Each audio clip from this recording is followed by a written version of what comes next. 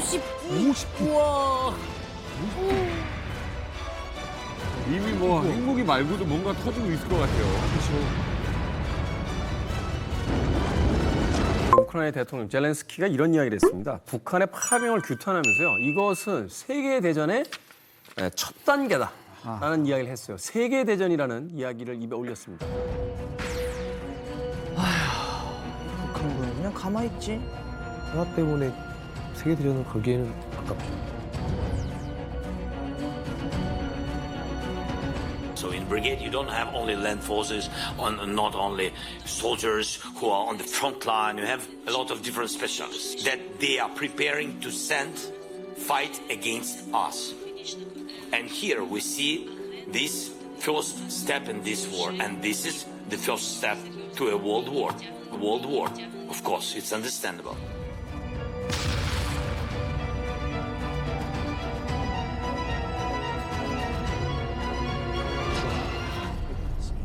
사실 이 젤렌스키의 3차 세계대전은 여러 가지 어떤 정치적 외교적 의미가 있는 메시지라고 봐야 돼요. 첫 번째는 이제 북한과 러시아에게 하는 경고죠. 야, 우리 나토 있어, 미국 있어, 러시아 함부로 북한군 끌어들이지 말고 북한군도 함부로 교전할 생각하지 마. 통할 리 없지만 경고를 주는 거죠. 두 번째는 한국군의 참전을 적극적인 좀 관여를 우크라이나가 계속해서 물밑으로도 우리 정부에게 요구하고 있어요. 그래서 뭐 살상 무기 보내달라, 뭐 급기야 뭐 군대도 좀 보내달라. 근데 사실은 우리 정부는 아는 거죠. 한국군을 보내기 위해서 한국군과 북한군이 교전하게 되면 이게 진짜 오히려 전쟁의 확전으로 이루어질 수 있기 때문에 우리 정부가 절대, 물론 여러 가지 인도적인 지원과 간접적인 지원은 적극적으로 합니다만 그래도 러시아를 치는 우리나라가 그런 식의 어떤 적극적인 참전은 우리도 지금 절대 하고 있지 않은 상황이거든요. 그러니까 젤렌스키는 여러 가지 정치 외교적인 포석을 둔 발언이다. 이렇게 볼 수 있죠. 자, 우리 유엔이라는 존재가 있는데 네. 사실 뭐 지금 이 전쟁을 막는 데 있어서 별 도움은 안 되고 있잖아요. 근데 여전히 의미가 있다라고 얘기할 수 있는 게 좀 약해지긴 했지만은 우리 유엔 체제와 함께 국제사회를 지탱하는 굉장히 중요한 가치 중에 하나 NPT예요. 그러니까 핵 비확산 체제가 굉장히 중요한데 이게 왜 그러냐면 보세요. 지금 유엔 안보리 상임이사국 5개국가 있지 않습니까? 어떻게 되죠? 미국, 중국, 그렇죠. 영국, 프랑스, 러시아. 자, 이렇게 쫙 있는데 이 5나라가 보면 어떻습니까? 공통점이 뭐냐면 2차 세계대전의 승전국이에요. 예. 유엔이 추구하는 평화는 바로 이 5개 국가들끼리 전쟁이 나지 않게 하는 겁니다. 결국 이 5개 국가들끼리 전쟁이 난다는 게 진짜 세계대전이고 이번 세계대전은 만약에 나게 되면 핵전쟁이 돼서 인류가 국멸이기 때문에 네. 이거를 막자라는 거예요. 그래서 우리가 이제 만에 하나 뭔가 러시아가 판단 오판을 일으켜서 핵을 만약에 전술핵이라도 뭐 한 발 떨군다. 자, 이렇게 되면 완전히 이제 그때는 정말 어떻게 될지 모르게 되는 거죠. 그러니까 핵으로 이렇게 넘어가지 않게 하는 게 사실 굉장히 중요하다. 네, 저도 어느 정도 그렇게 될 수 있을 거라고 생각을 합니다. 북한 파병으로 인해서 우크라이나가 러시아 본토를 때리겠다고 하는 그런 주장이 지금 거세질 수 있단 말이죠. 그런데 지금 현재로서는 미국과 나토가 군사 지원을 함에 있어서 우크라이나가 자기 본토에서만 쓸 수 있게 딱 제약을 해놨습니다. 그러니까 러시아 본토를 때리지 못하게끔 만들어놨단 말이죠. 실제적으로 이제 파병이 되지 않았습니까, 북한이. 그렇기 때문에 이제 말릴 수 없을 정도로 될 수 있단 말이죠. 그렇게 되면 이제 확전이 될 수 있는 가능성이 매우 큽니다. 자, 어쨌든 1차 대전이 있었고 2차 대전이 있었습니다. 이 전쟁이 일어나는데 세계대전이 일어난다. 이건 너무 끔찍한 일이고 뭐 난리가 나는 일이잖아요. 근데 공멸하는 길인데 아니 아무리 젤렌스키 우크라이나를 도와주고 싶어도 다른 국가에서 참전해서 도와준다? 이거 어렵지 않습니까? 프랑스 같은 나라는 굉장히 적극적으로 뭐 마크롱이 괜히 뭐 이제 야 우리 참전해야 되는 거 아니야? 얘기 꺼냈다가 그냥 완전히 두들겨 맞았죠. 왜냐하면 이제 여론에. 그럴 수밖에 없는 게 프랑스 아까 말씀드렸듯이 프랑스 핵보유국이에요. 핵보유국이 들어가서 거기서 다른 핵보유국과 직접적으로 뭐 재래식 전쟁을 한다라고 하지만 그게 언제 에스컬레이션 확전돼가지고 핵전쟁으로 갈지 모르니까 마찬가지 이유로 나토 국가들 뭐 영국 아니면 뭐 나토의 가장 수장인 미국 이런 국가가 참전하는 것 자체도 어떻게 보면 정말 양국이 핵전쟁으로 비화되는 그런 계기가 될 수 있다. 그래서 이게 보면 냉전 시기에도 보면 그렇고 미묘하게 양쪽 국가들이 직접적으로 안 싸우려고 굉장히 노력을 많이 합니다. 아마도 우크라이나가 더 이상 전쟁을 더 끌고 나갈 힘이 없어 보인다라고 할 경우에는 아마도 이제 약간 좀 전쟁을 좀 접어라라는 그런 메시지들이 더 세게 전달될 가능성이 있다고 봅니다. 북한군이 이제 거기 들어갔느냐, 왜 거기 들어갔냐면 뻔하거든요. 지금 러시아 전선에서 하루에 평균 그 사상자가 1,200명이에요. 그렇게 많아요? 1,200명입니다. 그러니까 이게 사실 현대전, 말이 현대전이 들어가게 되면 어트리션 오라 그래서 그냥 소모전이거든요. 병력과 장비를 갈아 넣는 거고, 이걸 의미하는 바는 뭐냐면 러시아가 그만큼 병력이 없는 거고, 3차 대전에 대한 얘기가 다 나왔는데 그것은 사실은 그냥 뭐랄까 하나의 카드로서 던진 말이지 심각한 그런 위험이 있다고 보기는 어렵습니다. 자, 어찌됐건 그렇죠. 제 3차 세계대전 여부 이게 이제 가장 최근 이제 세계 이제 이목이 집중되어 있습니다. 그런데요, 3차 세계대전의 가장 중요한 키는 바로 나토의 수장인 미국이 잡고 있을 것 같은데, 이번에 당선된 미국 대통령 트럼프 유세 때부터 내가 당선이 되면 이 전쟁 하루 만에 끝낼 수 있다라고 이야기를 했어요. 맞아요. The former president's comeback will be complete, a state that he narrowly lost 4 years ago. He is now the second president. Kim Jong-un, very smart, very tough, but he liked me and I got along really well with him and we were safe. We get back, I get along with him. He'd like to see me back too. I think he misses me.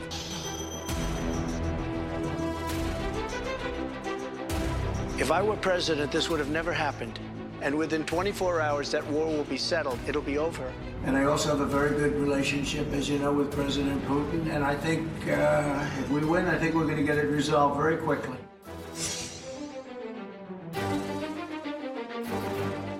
I think Zelensky is maybe the greatest salesman of any politician that's ever lived. Every time he comes to our country, he walks away with $60 billion.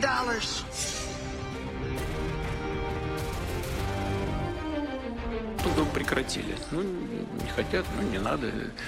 Мы, как видите, живы, здоровы, и ничего, и развиваемся, идем вперед.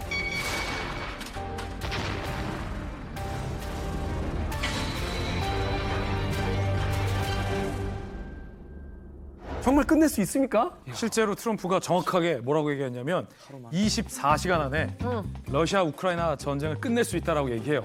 If I'm president, I will have that war settled in 1 day, 24 hours. 1 day, 24 hours. 이 전쟁을 끝낼 수 있다라고 얘기하지 어떻게 전쟁을 끝나겠다는 건지는 얘기를 안 해요. 그래서 궁금하잖아요. 워싱턴 포스트가 트럼프 캠프의 핵심 참모를 긴밀하게 취재했어요. 그래서 워싱턴 포스트가 보도를 했는데 트럼프의 구상은 이래요.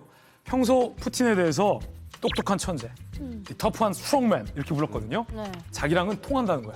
그래서 돈바스 지역을 딱 떼서 러시아한테 주고 우크라이나 젤렌스키한테는 내가 나서서 다시는 러시아가 죽을 때까지 무력으로 우크라이나를 위협하는 일은 없을 것이다. 라는 안전 보장을 받아주면 양쪽의 전쟁이 끝난다. 라는 걸 참모들에게 쉽게 얘기하고 있다. 근데 워싱턴 포스트 말미에 이렇게 트럼프를 비판해요. 트럼프는 이 전쟁을 영토 분쟁쯤으로 치부하는 듯하다. 라면서 그 기사가 끝나요. 아니 그러니까 아무리 이 미국 대통령이라고 해도 이 정도는 너무 자신감이 넘치는 거 아니에요? 그렇죠. 저는 트럼프는 어쨌든 자기가 푸틴과의 그런 어떤 브로맨스가 있다는 거를 분명히 강조를 할 거고 자기의 영향력을 과시하기 위해서 아마 첫 번째 작품으로 뭔가 이 우크라이나 전쟁을 끝내는 쪽으로 갈 겁니다. 그동안 이제 우크라이나 전쟁에 지나치게 미국이 많은 돈과 에너지를 쏟아부었고 또 야 이제 이거 세계 경찰 역할 이거 돈 없이 하는 거 이건 너무 힘들다. 늘 그랬어. 돈 가져와라. 돈 가져오면 해줄게.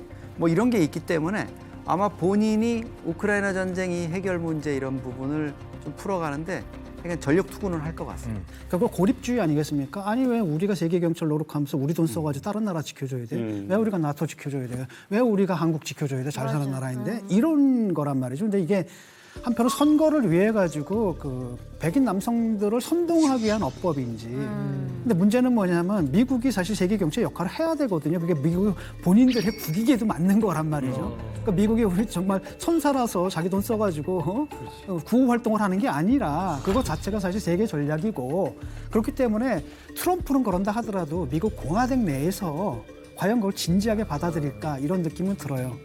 사실 우리 트럼프 형님이 이번에도 뭐 당당하게 당선이 되지 않았습니까? 한다면 또 하는 사람입니다. 자, 이렇게 된 마당에 우리 람프 형님과 뿌찐 형님 그리고 이 김정은이까지 이 삼총사가 똘똘 뭉치면 이제 못할 게 없습니다. 시진핑은 찐핑이 형님은 진짜 어디가? 찐핑이 형님은 진짜 어디가? 전쟁도 멈추게 하는 거는 우리 삼총사만 있으면 다 해결이 된다 그 말입니다. 근데 뭐 그렇게 삼총사가 될 수 있을지 의문이죠, 솔직히. 맞아요. 북한하고 러시아하고 밀착 관계가 이렇게 좀 끈끈해진 거는 전쟁이라는 이 특수성 때문에 좀 더 이렇게 가까워지지 않았습니까? 근데 이제 전쟁이 끝나면은 과연 러시아에서 북한을 이제 그렇게까지 생각을 할지 베스트 프렌드라 생각할지는 모르지만 전쟁이 끝나면은 뭐 러시아도 재건을 해야 되기 때문에 다시 복구를 해야 되기 때문에 아무래도 제 생각에는 이제 경제적으로 경제가 발전된 우리나라하고 또 다시 또 들어오지 않겠느냐. 왜냐면 북한 같은 데는 뭐 도움을 받아봤자 뭘 받게 되겠습니까? 그렇죠. 국제사회 OECD 경제 대국 10위에 대한민국이 러시아 편을 들 수는 없지 않습니까? 그렇기 때문에 우리가 인도적인 측면에서 세계 질서의 주류에 우리가 편입되어 있기 때문에 러시아를 규탄한 것이지 가만 따져보면 우리 정부가 러시아의 군인을 살상하는 살상 무기를 직접적으로 우크라이나에 지원했던 적은 한 번도 없어요. 그건 우크라이나도 알고 있고 러시아도 알고 있는 거예요. 그런데 우리 역시 마찬가지로 공식적으로 러시아를 후원할 수는 없지만 공식적으로 러시아를 제재할 필요도 없어요. 물밑으로 이미 제가 고위급 취재에 따르면 작년부터 우리 외교부 당국자들에게 러시아 민간에서 계속해서 한국과 러시아 간의 이 화물기 노선은 재개해달라라는 요청이 러시아로부터 계속 들어온다는 거예요. 그 말은 이미 푸틴도 전쟁이 끝난 이후에 어떻게 동북아 질서를 다시 정상화할 것인가에 대한 고민을 하고 있다는 뜻이거든요. 그러면 사실 러시아 입장에서 북한이 더 필요하겠습니까? 세계 10위권에 대한민국의 손이 더 필요하겠습니까? 그러면 이제 북한만 낙동강 오리알 되는 거예요. 그러면 그렇게 만들어야죠, 우리가. 기대할 수 있는 언덕은 중국밖에 없거든요. 또 중국이 다시 이 배신자를 받아줄까? 진핑이 형님 지금 안 보고 있는데 큰일 났어. 편 잘 서야 돼 지금. 그런데 이제 만에 하나 러시아가 우리를 찾아온다고 하더라도요.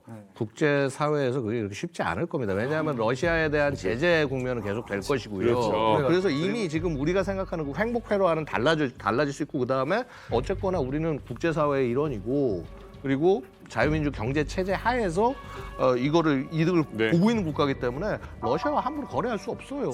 자, 그럼 그런 상황에서 러시아가 선택할 수 있는 가장 좋은 파트너는 싼 인력을 제공하는 북한이 정말 좋은 파트너가 되는 겁니다. 그래서 제가 누차 아까도 말씀드렸던 게 북한의 목적은 사실은 여기서 뭐 기술도 얻고 이런 것도 있지만 장기적으로는 러시아의 공급망 안에 편입이 돼서 그 안에서 자신들의 어떤 경제와 국가 미래를 끌고 가는 그런 모습들도 일부 포함되어 있지 않겠느냐. 왜냐하면 지금 북한이 아무리 죽어라 난리를 쳐도 중국 공급망 안에도 못 들어갑니다.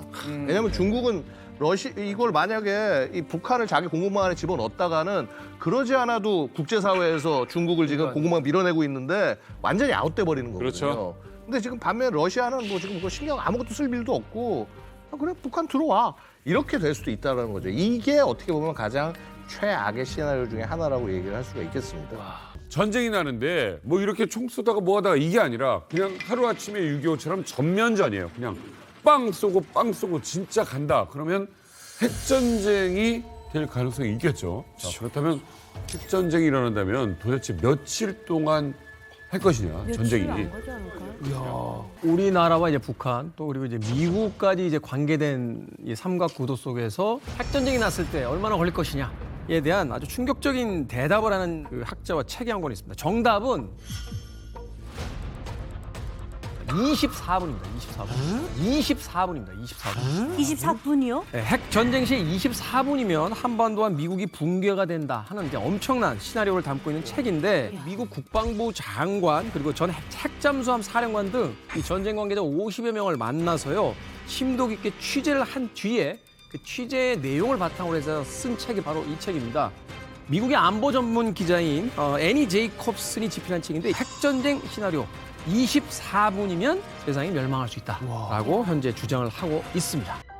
시간은 새벽 4시 3분.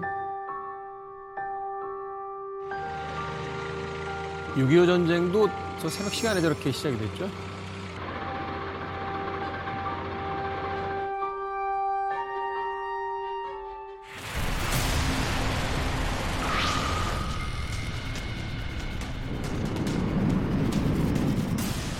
ICBM 화성 17이 발사가 됩니다. 와, 좋구나. 자, 미국의 위성이 체크를 하겠죠.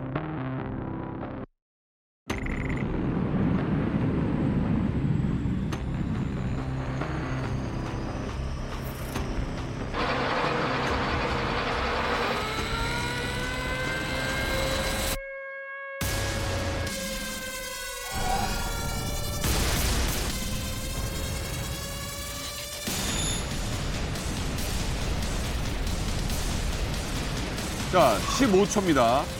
발사 후 15초. 이야. 발사 후 2분이 지났습니다. 펜타곤이. 지금 난리가 났어요. 엄청 빠르네.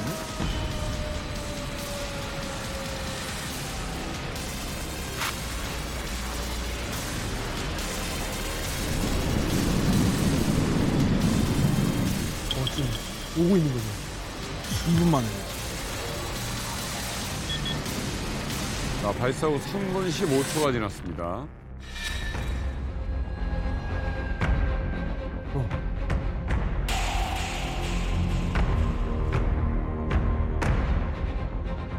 자, 불과 30분.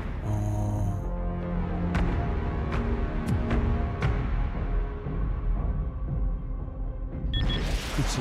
미국도 요격 미사일이 발사가 되네요.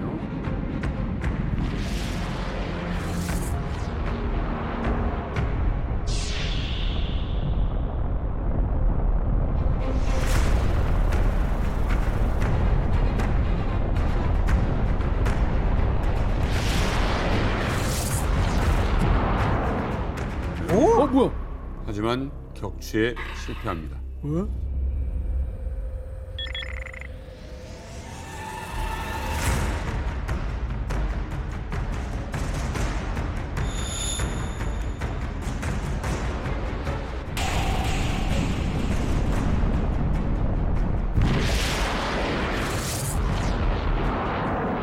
아니 뭐 날라오고 있는데 고민할 게 있을까요? 그럼 써야지. 수백만 명이 죽으니까 단순한 결정은 아니겠죠.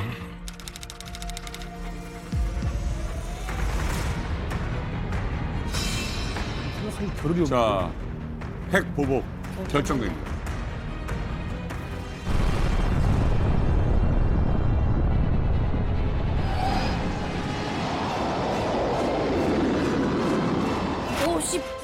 우와.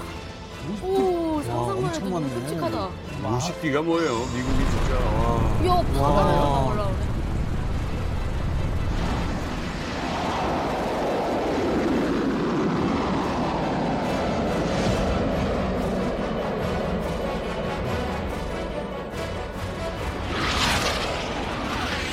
막 한국 이야기 40개?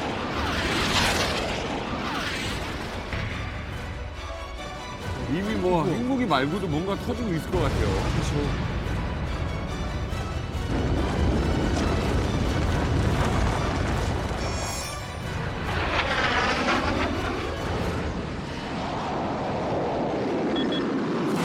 맞았네.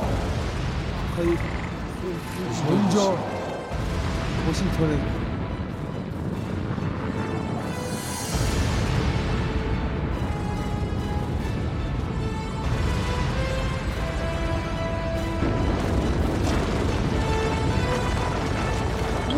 이야, 제발 좀 평화적으로 살자. 생각보다 너무 큰가?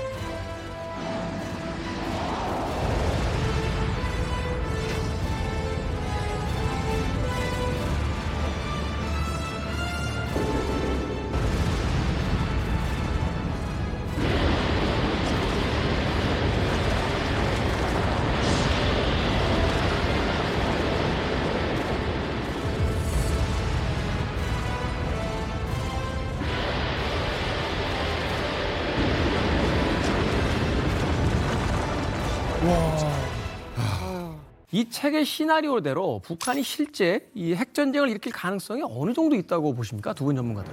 핵전쟁 시나리오를 보면 이제 어느 정도 유추를 해 보실 수 있을 것 같은데 이제 백스토리를 한번 찾아봐야 될 것 같아요. 과연 김정은이 핵무기를 쏠 정도로 그 정도 위중한 상황인가? 핵무기를 쓰는 건 또 다른 문제거든요. 엄청난 리스크를 감내를 해야 됩니다. 그럼 그 리스크가 무엇인가 따지고 보면 공멸의 상황이라고 볼 수 있겠습니다. 공멸의 상황은 북한 내부적으로나 아니면 외부의 어떤 영향에 의해서 김정은 정권 자체가 더 이상 존립할 수 없는 상황이 된다. 그러면 혼자만 죽지 않겠다. 지금 뭐 4대 세습까지 하려고 이렇게 여권 조성해놨는데 김정은 정권이 무너질 바에는 지구 전체가 공멸하는 선택지를 사용하겠다. 그 경우라고 하면 핵무기를 쓸 수 있는 거죠. 저 책에 나온 그 미 정부가 대비하고 있는 핵 공격 대비 시나리오는 북한이 왜 핵 버튼을 누를까에 대해서가 아니라 북한이 핵 버튼을 누르고 나서 눌렀어요. 자, 그럼 어떻게 되냐요? 북한이 미국을 향해서 핵 탄두가 담긴 ICBM을 쏠 수 있다? 그럼 어디를 쏘겠습니까? 오레곤주를 쏘겠어요? 워싱턴 DC를 쏘는 거죠. 워싱턴 DC엔 뭐 백악관도 있고 펜타곤도 있습니다. 더 구체적으로 말하면 펜타곤을 향해서 이 ICBM 핵 탄두를 실은 미사일이 발사되는 거죠. 그런데 미국의 군사 능력이 전 세계 최강이지 않습니까? 그렇죠. 발사된 지 단 1초도 안 돼서 1초가 채 안 걸려요. 그러니까 지구를 감시하고 있는 24시간 감시하고 있는 미국의 군사 정찰 위성 시버스라고 하거든요. 시버스가 이 ICBM의 불꽃과 화염을 포착합니다. 그리고 이 ICBM의 궤적까지 예측을 합니다. 그래서 이 정보를 펜타곤의 국가군사지휘본부로 전달하는데 북한이 미사일을 발사하고 나서 위성이 포착해서 펜타곤에게 전달하는 데까지 고작 6초. 6초 안에 펜타곤에 시그널이 전달이 됩니다. 자, 근데 실제로 미국이 위성을 통해서 0.4초 만에 북한의 핵발사를 알 수 있다. 이게 신기한데 진짜입니까? 1초 내라는 것은 우리가 상상하기가 어렵잖아요. 어떻게 그런 것이 가능한가? 어떻게 가능해요, 이게? 어떻게 1초 만에? 쉽게 얘기하자면 미국이 가지고 있는 최첨단 기술, 가장 비싼 장비가 다 들어있는 거예요. 우리가 일반적으로는 알려져 있지 않지만 그 시버스 위성에는 뭐가 들어있냐 하면 양자 기술을 활용한 반도체가 지금 들어가 있어요. 순식간에 계산을 다 해버리는 거죠. 그리고 지상에서 무슨 불꽃이 났을 때 미사일 불꽃인지 자동차인지 아니면 그 열이 전체에서 나오는 건지 순식간에 판단할 수 있는 AI가 들어가 있습니다. 지상에서 담배꽁초 누가 하나도 감지할 수 있는 능력이 있다고들 얘기를 해요. 진짜로? 네. 발사대에서 미사일이 발사된 이후의 포착을 얘기하는데 사실은 아까 말씀하신 대로 군사 대비 계획이라는 게 그렇게 허술하지 않아요. 그 전부터 굉장히 촘촘하게 그 정보를 파악하고 포착하는 사실은 그 준비가 다 돼 있거든요. 그래서 발사 이전에 이미 위성에서 발사 진지 움직임, 그다음에 신호 정보, 시긴트라고 하죠. 신호 정보를 통해서 확인하는 것, 그다음에 인간 정보, 휴민트라고 하죠. 이걸 통해서 사실은 발사 징후가 상당 부분 포착이 됩니다. 그래서 이 경우에는 발사하지 못하도록 하는 억제력이 가동되는 거죠. 예를 들면 항공모함도 무력 현시에 들어가고, 그리고 그럼에도 불구하고 오판이다. 아까 말씀하신 대로 오판이다 이런 게 작용이 돼서 발사 버튼을 눌러야 되는 시점이 막 도달하고 있다. 그러면 사이버전이 들어가는 거죠. 그래서 사이버전을 통해서 악성 코드를 심어서 발사가 못하게 한다든가 이런 조치들이 있기 때문에 발사 이후의 상황이 아니라 발사 이전의 상황도 볼 게 많다. 이미 알고 있는 거네요. 그렇죠. 아니 근데 그럼에도 불구하고 정말 이 온갖 정보를 동원했는데도 이 어떻게 보면 미리 막지 못할 가능성도 좀 있나요? 막지 못할 가능성도 있죠. 이 미국이 굉장히 강한 나라 같지만 미국의 이 사실은 가장 큰 테러를 미국이 못 막았었잖아요. 24분의 핵전쟁 시나리오처럼 북한이 핵을 누르는 걸 막지 못했다. 그렇게 되면 가장 먼저 난리가 날 곳은 미국에서 어디일까요? 미국의 무수히 기관 중에 백악관일까요? 어딜까요?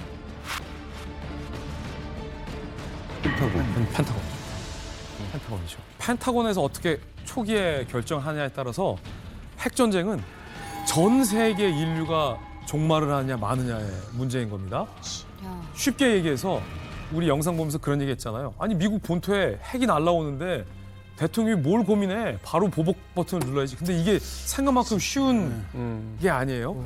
북한이 쐈어요. 근데 이게 실수로 쏜 건지 우리가 한 번 더 요격할 수 있는 기회가 있는 건지 미국 대통령은 핵 버튼을 발사하는 순간 러시아, 중국, 미국의 적대적인 국가들이 모두 다 핵 전쟁에 휘말리게 됩니다. 그러면 인류가 사실은 자칫 공멸할 수도 있는 선택이기 때문에 펜타곤에서는 어떤 의도로 북한이 핵을 쏜 건지에 대해서 그 짧은 시간 내에 정확하게 파악을 해야 됩니다. 그래서 미 합중국 대통령이 오판하는 일이 없도록 인류가 공멸하지 않도록 하는 선택을 해야 할 부담이 미 대통령에게 있는 거죠. 중국하고 러시아에도 통보는 해줘야 되네요. 다 통보해야죠. 저희 끼어들면 안 된다. 너희가 목적이 아니다까지. 혹은 러시아나 중국이 배후에서 핵 공격을 사주했는지 여부도 펜타곤이 파악을 해야 돼요. 왜냐하면 미국이 보복으로 핵 공격을 쐈어요. 그 뒤에 러시아가 보유하고 있는 핵, 중국이 보유하고 있는 핵이 미 본토를 향하지 말라는 보장이 없잖아요. 개런티가 없잖아요. 그래서 미 대통령이 결정하기 어려운 겁니다. 핵폭탄을 떨어뜨린 적은 있지만 대륙간 탄도미사일에 실어서 날아오는 건 처음이란 말이에요. 그렇죠. 그럼 미국이 현재 지구의 패권 국가로서 전 세계의 즉각 전투 준비 태세가 발령이 되면서 미국과 동맹을 맺은 모든 나라가 미국과 같은 수준의 보복 준비를 할 겁니다. 와, 미국 대통령 입장에서 보면 아무리 초강대국이지만 이거는 조금 당황할 수 있는 부분이 있어요. 그렇죠. 일단은 미국 대통령이 살아야 돼요. 최종 책임자이기 때문에. 그래서 핵 미사일이 지금 워싱턴 DC로 날아온다는 판단이 되면은 4분 이내에 벙커로 내려가야 되는데 이 미 대통령이 이제 벙커로 내려갈 때는 일단 두 가지를 갖고 갑니다. 비스켓 그리고 풋볼. 미식 축구공. 무슨 얘기예요? 비스켓은 뭐 그래도 뭐 비상식량이라고 쓸 수 있는데 미식 축구는 뭐예요? 뭐야? 풋볼이라는 건 뭐냐면 여러분 그 영화나 뉴스를 통해서 많이 보셨을 거예요. 대통령 옆에 항상 누군가가 시커먼 가방을 들고 가요. 가방 하나 들고 다니죠. 요게 바로 풋볼.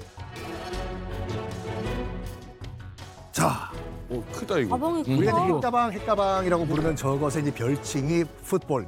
그러면 왜 저것이 이제 미식축구 풋볼이라고 부르냐? 여러 가지 이제 가설들이 있어요. 근데 네. 그 중에서 가장 신빙성 있는 설은 뭐냐면은 여러분 아시다시피 대부분의 비밀 작전이라든지 이런 것들은 그것의 정체가 드러나지 않는 이름을 갖고 있어요. 예를 들어 가지고 인천 상륙 작전의 영어 이름이 뭐예요? 오퍼레이션 크로마이트 작전이거든요. 크로마이트는 그냥 광물이에요. 그래서 만약에 인민군이 감청을 했을 경우에 뭐 그 작전 이름이 월미도 디스코 팡팡 작전이다. 그럼 인천 상륙인가 알잖아요. 독창적인데요, 작전이요. 그게 되죠. 그러니까 이거가 왜 풋볼이 됐냐면은 이 초창기에 이제 핵 공격 대응 프로그램 이름이 이제 드랍킥이었거든요. 드랍킥이 뭐냐면 미식 축구에서 공을 딱 떨어뜨리고 뻥 차는 걸 드랍킥이라고 해요. 아 그러면 이거를 작전을 이 가방 이름을 드랍킥에서 우리가 따와가지고 아무도 모르게 풋볼이라고 하자가 가장 신빙성 있는 설 중에 하나예요. 이제 미국 대통령 북한에서 이제 ICBM이 발사된 걸 알았어요. 막을 수도 없어요. 이제 요격도 불가능하다라는 보고가 들어옵니다. 그럼 가만히 앉아서 당할 수만은 없는 상황이잖아요. 그럼요. 자, 이제 미국도 반격을 합니까? 일단은 미국 대통령 입장에서는 반격을 고민하기 전에 요격을 먼저 최우선적인 가치를 두고 실행을 할 겁니다. 반격 전에 요격은 필수예요. 미국은 사실은 전 세계 최강의 때릴 수 있는 무기도 가지고 있지만 전 세계 최강의 다층 미사일 방어 시스템이 있습니다. 자, ICBM 미사일이 북한에서 지금 날라오잖아요. 이게 실시간으로 그 펜타곤의 워룸에서 보여요. 그래서 아마 이쯤 되면 미국 대통령도 지하 벙커에서 이거 같이 보고 있을 거예요. 미 대통령 고민되잖아요. 반격을 할까요 말까요? 아니야, 가만히 있어. 일단 요격부터 해. 라고 대통령이 즉각 지시합니다. 그게 7분. ICBM이 발사된 지 7분 만에 미 합중국 대통령의 요격 명령이 1차적으로는 태평양 바다 해상에 떠 있는 미 함대 이지스함에게 명령이 내려지죠. 요격하라.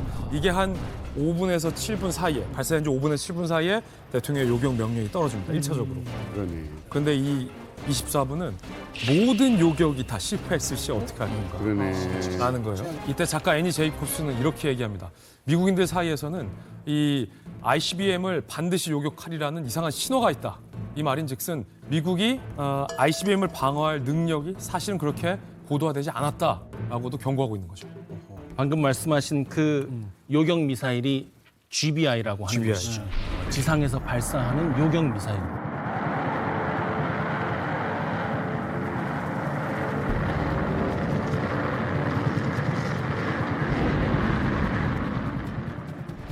지금까지 우리가 알고 있기로는 44기가 있다고 하는데 얼마 전에 1.5배를 더 늘리기로 했죠. 그런데 우리가 손에 더 땀을 쥐게 할 얘기가 남아 있습니다. 왜요? 요격률이 55%예요. 요격률이 55%예요. 너무 낮은데요? 그렇죠, 너무 낮죠. 아니 이거 80%라고 해도 저는 낮다라고 생각할 것 같아요. 아니, 그렇죠. 우리가 일반적으로 생각하기에는 너무나 터무니없죠. 우리의 생명이 걸려 있으니까. 한방이죠. 네. 그런데 한편으로 이렇게 생각해 볼 필요가 있어요. 첫 번째는 메이저리그 타자들의 시즌 평균 타율이 2할 4푼입니다. 한 3할 정도 치면 명타자가 되는 거죠. 탑이죠. 네. 그럼 55% 맞추는 거는 대단한 겁니다. 타자도 10번 나와서 3번인데 10번 나와서 5번 반을 쳤다? 이게 요격 미사일이기 때문에 큰 거예요. 타자는 다음에 나오지만 이건 다 죽는 거예요. 다음이 없어. 다음이 없는데 또 이런 ICBM이 한 발이 날아갈 때 GBI가 한 발로 1대1로 서로 이렇게 쏘는 게 아니에요. 4발이 날아갑니다. 네. 4발이 날아가면 맞출 수 있는 확률이 95.9%에서 96.9%까지 되는 거예요. 확률상으로 이런 것이죠. 그래서 마하 20에서 25로 날아가는 것을 보다 느린 속도로 가서 뒤늦게 맞춰야 되잖아요. 그러니까 우리가 알고 있는 그 콩코드 여객기 우리가 경험할 수 있는 것 중에 제일 빠르잖아요. 마하 2입니다. 네. 그러니까 마하 20에서 25 간다는 것은 너무나 빠른 건데 그걸 뒤늦게 맞춘다고 할 때 굉장히 어렵다. 일단은 얘 속도가 마하 20이고 네. 이것 때문에 지금 일단 확률은 좀 떨어지는 거예요. 1대1로 봤을 때 55%라는 거죠.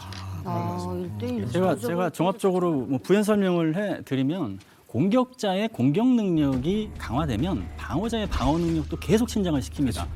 그래서 공격이 이제 촘촘해지면 뭐 GBI 같은 지상구 발사 미사일도 있지만 뭐 해상 기반 미사일도 있고 그다음에 탐지도 중요하기 때문에 해상에서 X밴드 레이더라고 해서 함정에다가 큰 레이더 싣고 다니면서 상시 탐지할 수 있게 해놓고 우주에서도 탐지할 수 있게 해놓고 심지어는 우주에서 그걸 공격할 수 있게도 해놔요.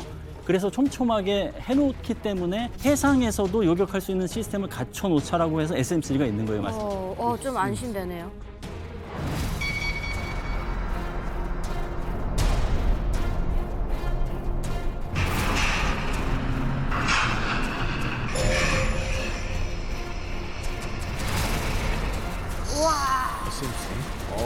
아, 내가 아는 SM3가 아니구나.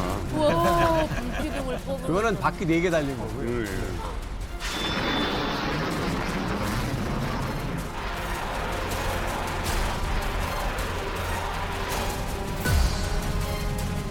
사정거리가 2,500km, 1,500km까지 올라가서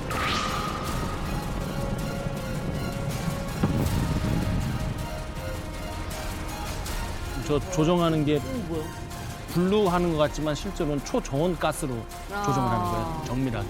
우리가 가면서 계산을 하는 겁니다, 지금. 이야.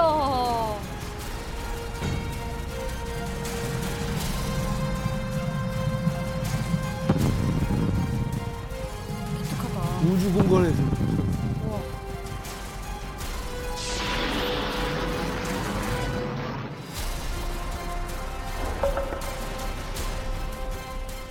북한 입장에서는 미국으로 보내려면 우주로 보내면 저항이 적잖아요.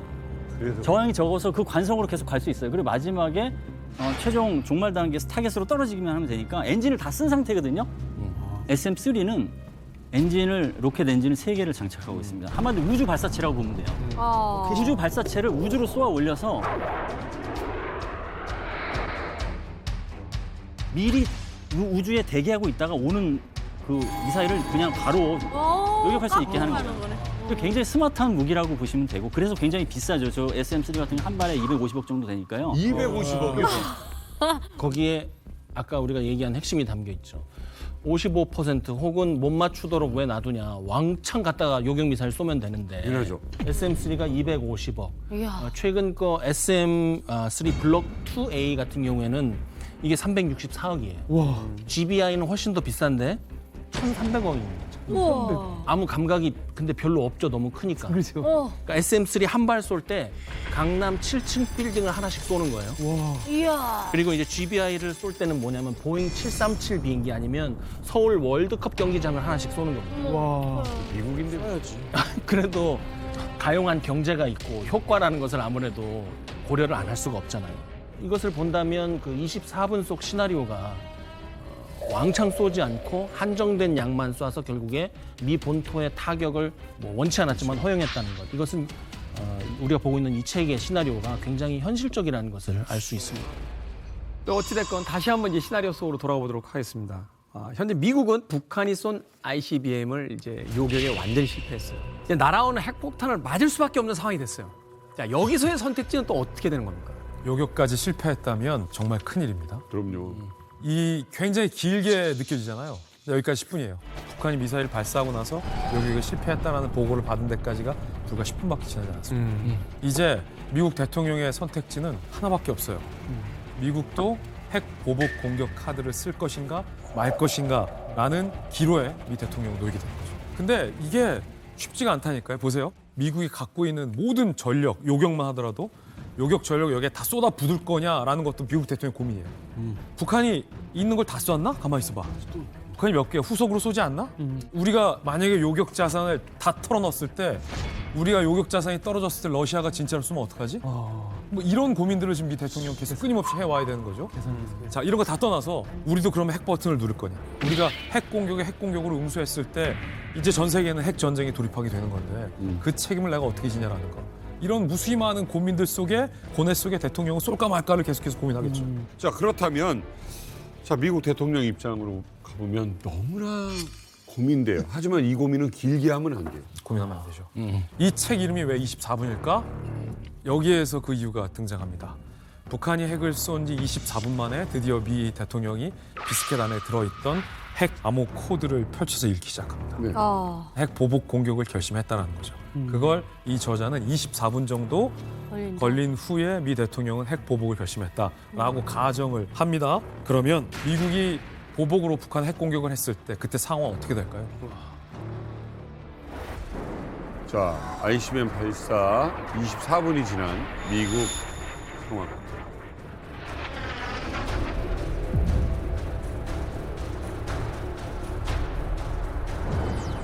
자, 50기의 ICBM이 발사가 됩니다.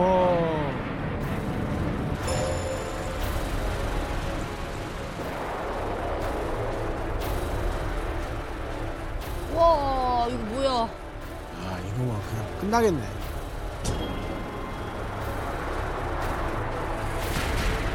야, 뭐 처음 들어본 이름들이에요, 지금. 미니트맨.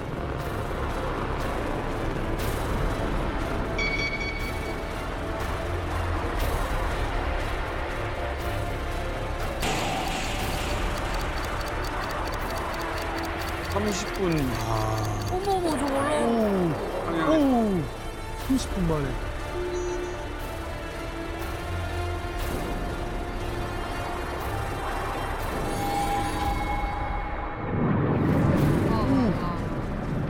불소리가 나오고.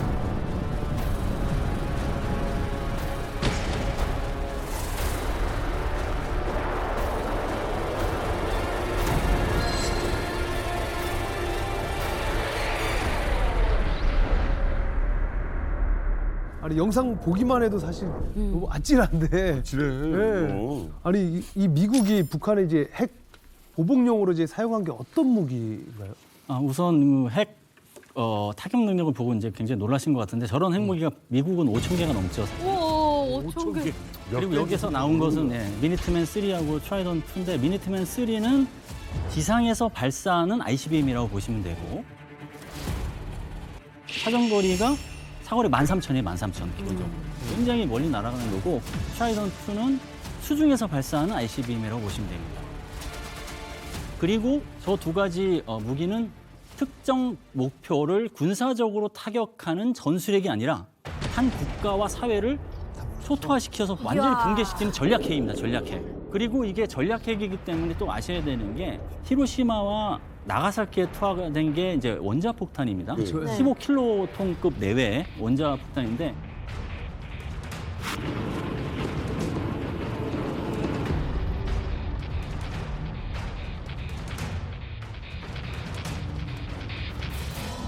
W87이라고 하는 핵탄두를 만들었는데 그게 300에서 475킬로톤이에요. 그 얘기는 즉 일본 투하 원자폭탄이 20배에서 30배라는 얘기죠. 그 위력이 어마어마한데 그게 뭐 한두 발도 아니고 저 정도다.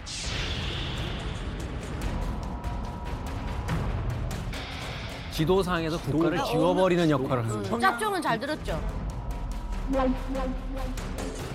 위력을 좀 더 실감나게 한번 설명을 해드리자면 리틀보이 말씀하셨잖아요. 네. 히로시마를 초토화시켰잖아요. 맞아요. 그러니까 미니트맨 3를 쏘게 되면 히로시마를 32번 초토화시킬 수 있다.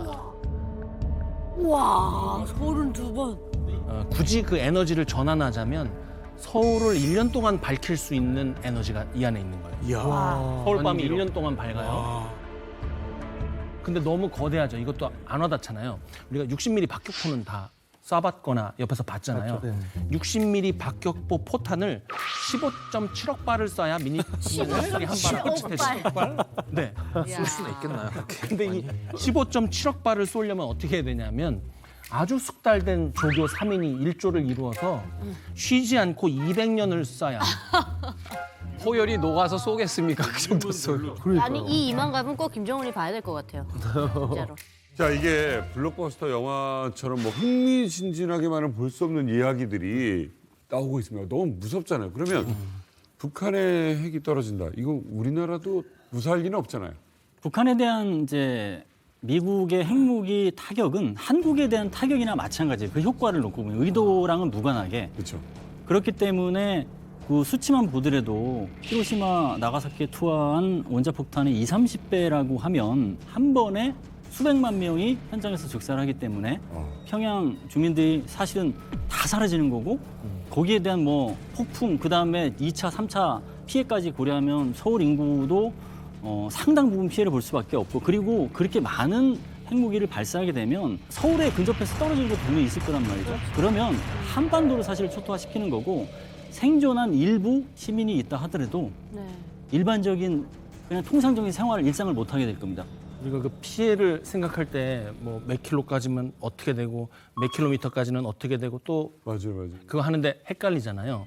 증발, 융해, 잿더미, 폐허로 생각하시면 돼요. 이게 이제 그 측정에 따라서 다르겠지만 원점으로부터 한 5킬로미터까지는 증발합니다. 없어져요. 그냥 그대로 증발해서 수증기하고 탄소만 남아요. 5킬로미터에서 10킬로미터 반경 내에는 어떻게 되냐면 융해가 되는데 우리 영화 같은 거 보면 용광로 다 타고 나서 검은색 유리만 남죠. 덩어리 증거. 그런 상태가 되는 거예요. 10에서 20km 정도는 잿더미가 돼요. 그리고 나서 이제 20km에서 50km 여기는 폐허가 되는데 영화 보면 전쟁터 전쟁 끝나고 난 자리처럼 쓸모 있는 게 하나도 없는 그렇게 됩니다. 그러면 거기서 끝나느냐? 50km에서 150km까지는 방사능지대가 되는 거예요. 어머. 그리고 150km 넘어서 이제 죽음의 그림자가 나오는 겁니다. 그러니까 평양에 떨어졌다고 했을 때 평양으로부터 여기까지 200km잖아요. 네. 그러면 우리도 영향권 안에 들어간다고 하겠지만 개성에서부터 여기까지는 몇 킬로미터입니까? 50km예요. 그렇기 때문에 직접적인 영향권에도 우리가 들어가 있다고 보시면 됩니다. 이게 아까 50발 터졌을 때 얘기였어요? 아니면 한 발 터졌을 때 얘기했어요? 아까 그 미니트맨 한 발. 한 발이 이렇다고요? 네. 그러면 만약에 50발 떨어지면은 더 심해지는 더 넓어지고. 이거 한반도 절반 다 피해 보겠는데요? 아니 그 트라이던트 그 무기는 대체 뭐예요? 방금 이제 미니트맨 나오고 트라이던트 나왔는데 트라이던트는 SLBM이라고 해서 잠수하면서 발사하는 탄도미사일이죠. 이 앞에를 탄두 껍데기예요. 이게 날아가면서 빠지고 나면 탄두가 이렇게 4개가 나와가지고 이게 결국은 어디로 가냐면 평양, 함흥, 청진, 남포. 그렇게 다 다른 데로 갈 수 있어요? 그렇죠. 이렇게 가는 건데 이 4발뿐만이 아니라 지금 우리가 보고 있는 이 소설에서는 지금 8발을 쏜다고 그랬잖아요. 와. 그러면 4, 8에 32. 32발. 32발을 쏘게 되는 거예요. 그런데 미니트맨은 50발 쏜다고 그랬어요. 왜 미니트맨 50발이고 트라이던트는 8발일까요? 이것도 생각해 볼 필요가 있는 거죠. 이것은 이제 의지, 5인, 5판 이렇게 3가지로 생각해 보시면 됩니다. 이 미니트맨 50발만 생각해 보자면 미니트맨 50발은 미국이 갖고 있는 미니트맨의 전체의 12%예요. 미국의 의지를 보여주는 겁니다. 우리가 갖고 있는 것의 12%를 쏴서 북한을 완전히 무력화시켜서 없애버리겠어. 이 의지를 보여주는 거예요. 두 번째는 뭐냐면 5인 방지입니다. 우리 지금 50발만 쐈어. 100발, 1000발이 아니야. 중국, 러시아, 너네를 향해서 가는 게 아니라 50발 정도. 그리고 마지막에 5판 방지입니다. 여기서 지금 12%를 쐈으면 88%가 남아 있잖아요. 네. 딴짓 하려고 하지 마. 그렇죠. 아직 우리 88% 남아 있다. 이제 그러면 미니트면 50발은 이제 이해가 됐잖아요. 트라이던트는 왜 8발만 쐈을까요? 이것도 생각해 봐야 돼요. 교수님 말씀해 주신 그 오하이오급에 24발이 실려요. 8발을 쐈다는 것은 아직도 16발이 남아 있다는 소리입니다. 움직이지 못하게 여러 가지 의미가 미국이 어마어마하구나. 근데 아까 이제 김정은도 이제 봐야 된다고 말씀을 해주셨는데 김정은이 미국의 이러한 핵 무기 능력을 모를까요? 알겠죠. 알기 때문에 김정은이 또 굉장히 프로그램을 고도화시키고자 하는 게 하나 있습니다. 그게 뭐냐면 핵 추진 잠수함. 지난 3월 8일에 핵 추진 잠수함 건조 장면을 처음으로 공개를 했어요.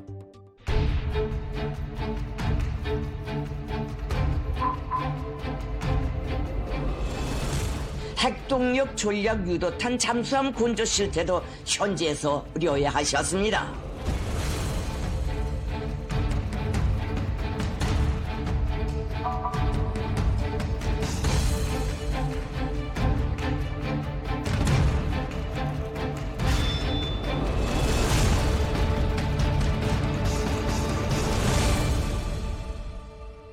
사진 공개했죠. 그 얘기는 미국과 같은 전략 핵 잠수함을 김정은도 갖겠다는 얘기입니다. 그러면 지금 시나리오보다 더 심각한 시나리오가 전개될 수도 있다는 것을 알아야 될 상황입니다. 조금만 더 보완을 하면 얼마 전에 북한이 엄청나게 거대한 김분옥 잠수함을 공개했던 거 기억나죠? 네. 그 연료가 디젤 모터였어요.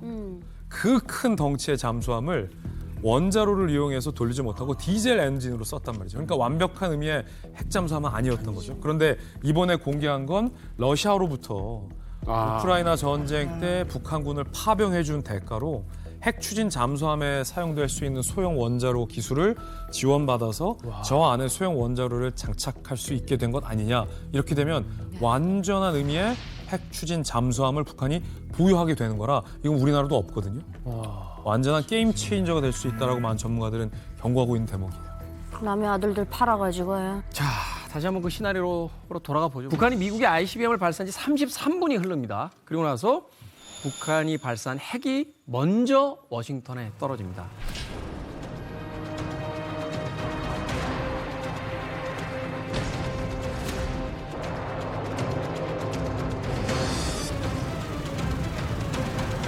저는 워싱턴 폭심지로부터 반경 5km 내는 증발대 거리거든요. 그러니까 증발된다는 건 사라져가지고 우리가 보면은 버섯 구름 있잖아요.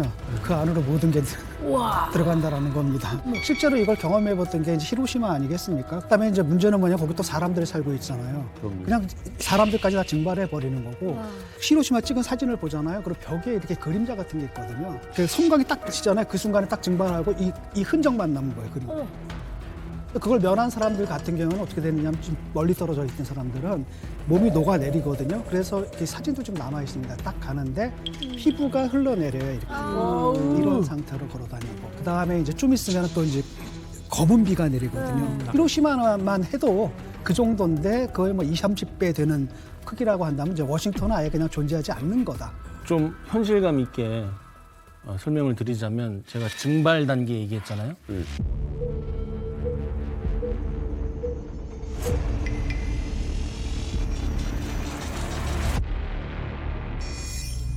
백악관하고 링컨 기념관, 영화에 가끔 나오는 FBI 본부, 레이건 공항까지 증발합니다. 아예 없어지는 거예요. 이런 말이 있습니다. 그 히로시마 나가사키 원폭 이후에 산자들이 죽은 자를 부러워했대요. 그건 무슨 말입니까? 그만큼 아팠던 거지. 차라리 그냥 한순간에 증발되는 게 나을 뻔했다. 이거거든요. 그리고 또 이런 말이 있죠. 3차 대전은 핵전쟁이 될 수가 있겠지만 4차 대전이 일어나면 인류는 몽둥이와 돌을 던질 것이다. 16,000년 동안 이어온 이 인류 문명이 30분 만에 사라져버리는 거예요. 그리고 이 책에 나와 있는 것처럼 더 끔찍한 건 뭐냐면 만약에 워싱턴 DC에 있는 백악관과 펜타곤이 피폭을 당했다. 그러면 컨트롤 타워가 없어져 버려요. 그 말 그대로 인류는 진짜 공멸을 하게 되는 거예요. 아니 북한의 핵 공격으로 미국의 수도가 한순간에 붕괴가 돼버린 거네요. 예. 그런데 그 시각 대한민국의 수도 서울도 온전치는 못하다라는 게 이 책의 예상입니다. 왜냐하면 북한이 미국을 향해서 핵 공격을 감행할 때 동시에 대한민국을 향해서 수만 발의 방사포와 장사정포를 다 쏟아부을 것이다 라고 저 책은 예상하고 있습니다. 급기야 북한은 한국을 상대로 이제 화학무기 공격까지 감행할 것이다라는 우려도 담겨 있는데 사실은 이 전쟁에서 금지되어 있는 독가스 중에 사린, 이 서울의 사린 독가스를 살포할 것이다라는 예상을 하는데 무려 240톤을 쓸 수 있는 보유량을 북한은 보유하고 있다라는 분석이 나오거든요. 이 과정에서 서울 인구의 25%가 즉각 사망하거나 크게 다칠 수 있다. 이로써 민간인이 최대 250만 명이 사망하고 최대 400만 명의 부상자가 나올 수 있다라는 게 저 시나리오에 담겼어요. 북한이 지금 한국을 겨냥한 핵미사일과 그리고 장사정포 이외에도 아까 말씀하신 대로 많은 양의 그 화학 무기를 보유하고 있거든요. 그러니까 이 사린가스 같은 경우에는 그 총산카리와 같은 그런 그 맹독보다 더 센 500배나 더 센 그런 맹독을 가지고 있다고 하더라고요. 지금 이 사린가스가 최근에 지금 올라간 바샤르 알 아사드, 이 아사드 독재 정권이 시 대열에 살포했던 그 무기가 바로 화학 무기가 사린가스입니다.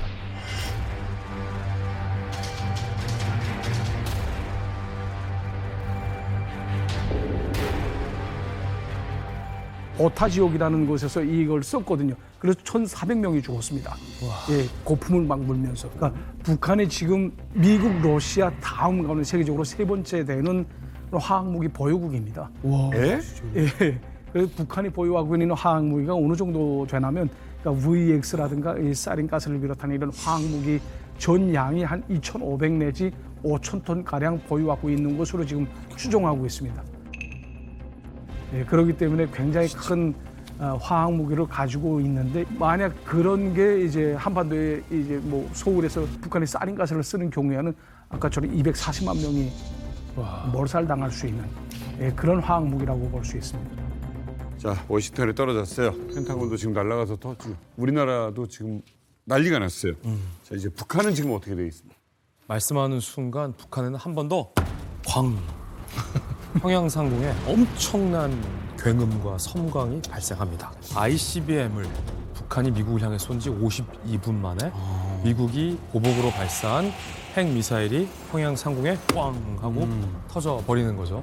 이 순간부터는 뭐 김정은 집무실, 평양의 외곽의 고급 주택들, 뭐 핵시설 발전소, 그리고 평양의 기차역 할 것 없이 지상에 있는 것은 흔적도 찾아보기 어려울 정도로 사라지게 됩니다. 평양에서 이제 무려 300만 명의 주민들이 녹아서 사라져버릴 정도의 위력을 발휘하게 됩니다.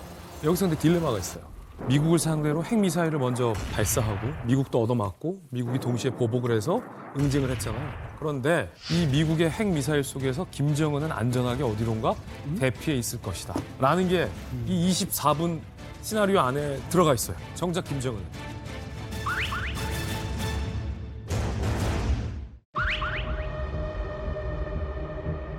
일단 그 핵전쟁이 시작되면 제가 북한에 살 때도 김씨 일가가 그 살만한 그런 지하 벙커가 다 있다고 들었거든요. 저는 이제 자강도에 있을 때 자강도 쪽에 뚫어놨다라는 그런 루머를 들은 적이 있었어요. 왜냐면 자강도가 화강암지대거든요. 그래서 지금 거기 군수공장들이 다 이렇게 그 땅 밑으로 들어가 있는데 그 자강도 만포 앞이 바로 중국 지안이라는 것이거든요. 그쪽으로 해서 이제 땅굴을 뚫어서 자기네들은 일단 유사시에 도망간다라고 이제 알고 있어요. 우리도 다 그렇게 알고 있고. 그리고 어느 정도까지 지하 벙커가 많이 있냐면 김부자 동상이 38,000개가 넘는데 그 동상이 이렇게 전쟁이 일어나면 이렇게 밑으로 쭉 걸어지면서 이렇게 쑥 땅으로 들어간대요. 마찬가지야. 그 동상까지도 핵 공격으로부터 막겠다라고 뚫어놨을 정도니 그 자기 살겠다고 독재자가 자기 살 구멍을 안 뚫어놨겠냐. 그래서 이미 저는 지하 벙커로 도망갔을 거라고 생각합니다. 본인은 벙커에 들어가서 살 수 있다고 치지만 국가가 소멸됐는데 거기서 혼자 뭐 합니까? 그러니까 김정은 그 일가는 살고 북한 주민들은 다 죽겠죠. 핵무기가 지금 오고 가는 상황에서도 김정은한테는 플랜 B가 있다라고 보시는 게 맞을 것 같아요. 그러겠죠.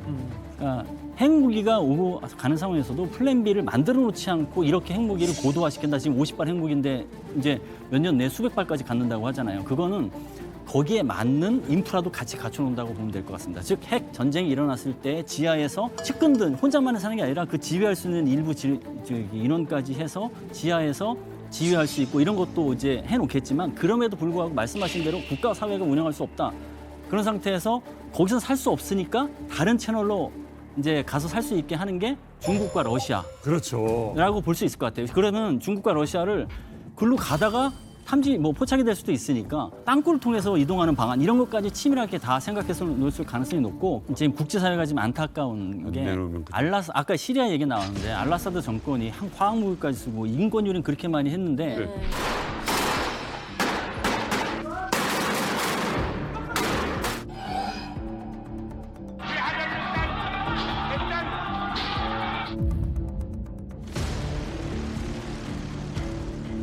러시아가 망명 받아줬잖아요. 맞아요. 받아줬다고요? 네. 그러니까 이게 지금 뭐 김정은도 그 똑같이 그 정도의 기대치는 있을 겁니다. 그렇게 되면 이 핵 전쟁 시나리오에서 김정은 지휘부가 제거되지 않은 상태에서 이런 핵무기가 더 많이 오고 갈 수 있거든요. 그렇죠. 그럼 김정은 지휘부가 과연 제거됐는지를 확인하는 과정에서 땅굴을 이용하든가 그러면은 확인이 안 돼서 굉장히 오랫동안 상황이 전개될 수 있습니다. 그렇죠. 그래서 그런 부분까지 시나리오 구체화하는 측면에서 고민해볼 지점입니다.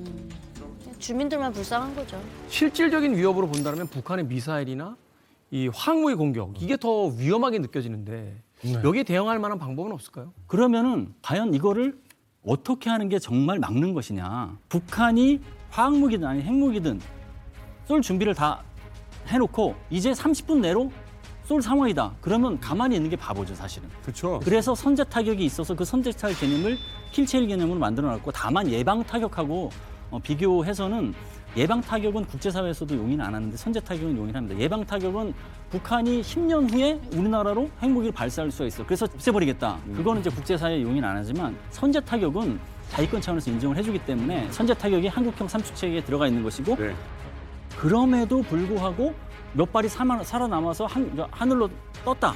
그러면 그것을 요격하기 위해서 KAMD, 한국형 미사일 방어 체계가 가동되는 것이고 거기 요격을 했는데 그중에서 또 한두 발이 남아서 떨어졌다. 그러면 2차 공격을 막기 위해서 대량 응징 보복에 들어가는 거죠. 거기에 이제 몬스터 미사일이라고 하는 현무5 이런 거를 발사를 해서 다시 두 번째 공격을 하지 말아라고 엄포를 주는 거죠. 이렇게 시스템이 한국 자강 능력에 기반해서 한국형 삼축 체계가 있고요. 그리고 외 한미 동맹의 또 보안 시스템이 있습니다. 핵전쟁이 나고 1시간이 지났어. 뭐 이제 뭐 한 2시간 지나고 뭐 세계 뭐 전도 초토화되고 이제 뭐 어선해지고 한국도 지금 피해를 어마어마하게 봤고요. 공멸하는 겁니다. 대한민국과 북한은 공멸하는 것이 이 책의 그 핵전쟁 시나리오의 결말인 거예요. 아니 24분의 이 시나리오 같은 핵전쟁에 대비해서 핵이 없는 우리나라는 어떻게 이걸 대비해야 되나요? 공론화를 일단 시작을 해야 돼요. 회의라도. 될지 안 될지는 몰라요. 근데 그렇게 함으로써 상대편이 긴장을 하겠죠. 물론 뭐 NPT 같은 여러 가지 문제 해결을 해야 되겠지만 우리도 공론화를 할 수 있는 거잖아. 북한에게. 너희들이 그렇게 핵 개발하면 우리도 자체 핵 개발을 하겠다. 우리 한번 회의를 해보자. 그러니까 쉬쉬쉬 할 때가 아니라고 생각을 해요. 일단 공론화는 해야 될 거라 생각합니다. 우리가 핵무기를 갖고 있잖아요. 그러면은 또 어떤 뜻이냐면 핵전쟁이 났을 때 제일 먼저 타격 대상이 돼요. 왜냐하면 생각해보세요. 내가 핵을 갖고 있는데 저쪽 때릴 때 멀쩡한 뭐 전원도시에 때릴 겁니까? 어디 때릴 겁니까? 그게 아니라 어디예요? 핵무기를 할 수 있는 곳에다 때리게 돼 있거든요. 그래서 뭔가 그 역설적인 측면이 있겠고 그래서 저 같은 경우에는 좀 시간을 좀 두고 보면서 사실은 미국의 핵 우산 아래에 있는다는 게 제가 볼 때 우리가 찾아낸 가장 현명한 현실적으로 전 세계가 찾아낸 현명한 해결책이니까 아직까지는 너무 서두르지 않는 게 좋다. 국가가 가지고 있는 행위 중에 가장 높은 수준을 정치적인 숙의라고 해요.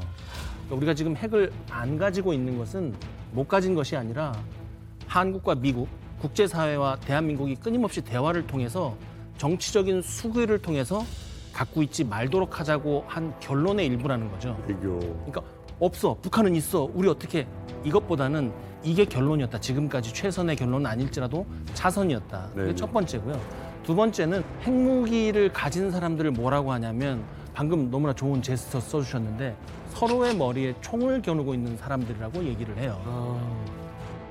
그런데 지금 우리는 그 총의 방아쇠에 우리 손가락을 반드시 넣어야 되겠다는 거잖아요. 근데 사실은 북한의 머리에 총을 겨누고 있는 사람이 있습니다. 그게 미국이죠. 한미일 협력체가 있습니다. 한미일 협력체는 지금 북한이 미사일을 발사하면 실시간으로 미사일 발사 정보를 공유하는 체계까지는 왔어요.